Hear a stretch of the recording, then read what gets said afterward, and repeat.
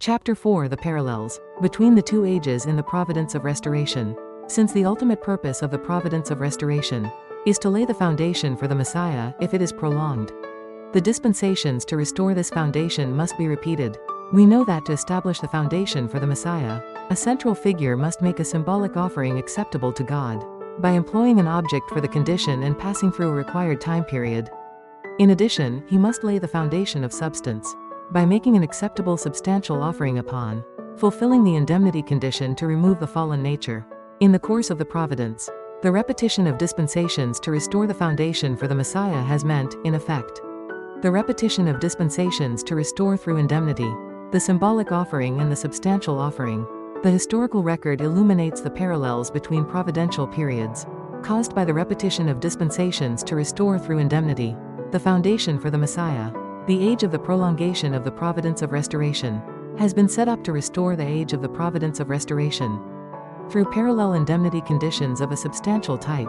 Let us examine the comparable characteristics of each providential period from this standpoint. First, however, we need to identify what groups of people have had the central responsibility for God's providence and the historical sources which can shed light on their history.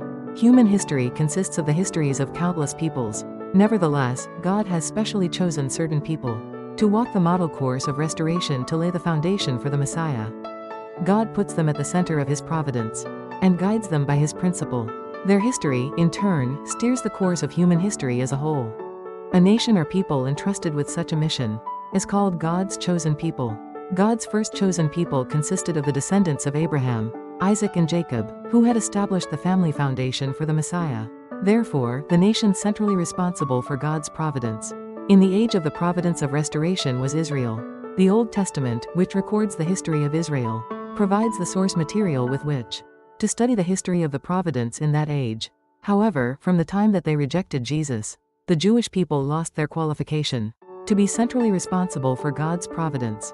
Foreseeing this, Jesus uttered the parable of the vineyard, saying,